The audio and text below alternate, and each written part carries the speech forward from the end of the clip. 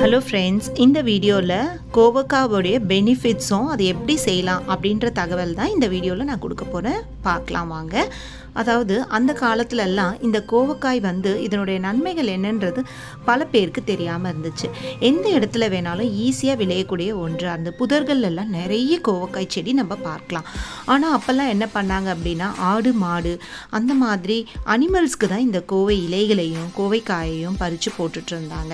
உங்களுக்கெல்லாம் ஒரு விஷயம் ஞாபகம் இருக்கா? கோவை இலையெல்லாம் கூட நம்ம எடுத்து ஸ்கூல் படிக்கும்போது பிளாக் போர்டுக்கெல்லாம் துடைக்கிறதுக்கெல்லாம் நம்ம பயன்படுத்துவோம். அப்போல்லாம் பெருசாக யாரும் இதை சமைக்கிறதுக்கு அவ்வளோ இன்ட்ரெஸ்டாக செஞ்சது கிடையாது. இந்த மாதிரி அனிமல்ஸ்க்கு தான் கொடுத்துட்டு இருந்தாங்க.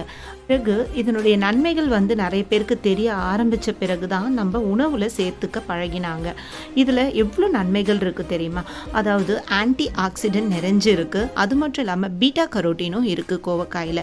இது புற்றுநோய்க்கு ரொம்ப அற்புதமான மருந்து அப்படின்னு சொல்கிறாங்க. புற்றுநோய் வராமல் தடுக்கிறதுக்கும் இந்த கோவக்காய் சாப்பிட்றதுனால நமக்கு உடலுக்கு ரொம்பவே ஆரோக்கியம்.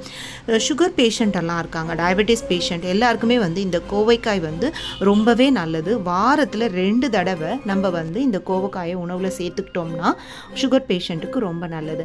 அதே மாதிரி பேட் கொலஸ்ட்ரால் உள்ளவங்களுக்கு, கெட்ட கொழுப்பை கரைக்கிறதுக்கு, வெயிட் லாஸ் குறைக்கிறதுக்கு, ஸ்கின் ப்ராப்ளம் உள்ளவங்களுக்கு, அது மட்டும் இல்லாமல் நமக்கு கற்கள் ஸ்டோன் எல்லாம் இப்போ நிறைய பேருக்கு வருது இல்லைங்களா? ஸோ அந்த ஸ்டோன் ப்ராப்ளம்லேருந்து நம்மளை பாதுகாத்துக்கிறதுக்கும் இந்த கோவக்காய் சாப்பிட்டோம் அப்படின்னா ரொம்பவே நம்ம உடம்புக்கு ஆரோக்கியம். இது குழம்பு வைக்கிறத விட பொரியல் செஞ்சு சாப்பிட்றது ரொம்பவே நல்லாயிருக்கும். அதாவது இது எப்படி நம்ம பொரியல் செய்யலாம் அப்படின்னு பார்த்தீங்கன்னா, நீட்டு வாக்கில் இல்லைனா ரவுண்டாக மெலீஸாக கட் பண்ணிவிட்டு நம்ம கத்திரிக்காய் பொரியல் பண்ணுற மாதிரியே கூட செஞ்சு சாப்பிட்லாம். ஆனால் கொஞ்சம் நல்லா ஃப்ரை பண்ணணும், இல்லைனா ஒரு மாதிரி க்ரன்ச்சியாக இருக்கும். அந்த மாதிரி இல்லாமல் சுருண்டு வர அளவுக்கு நம்ம செய்யணும். இது எப்படி சமைக்கணும் அப்படின்றத நான் அடுத்த வீடியோவில் உங்களுக்கு நிச்சயம் பதிவு போடுறேன். ஃப்ரை பண்ணுறது, கோவக்காய் ஃப்ரை எப்படி பண்ணுறதுன்னு அதில் பார்த்து நீங்கள் தெரிஞ்சுக்கோங்க தெரியாதவங்க.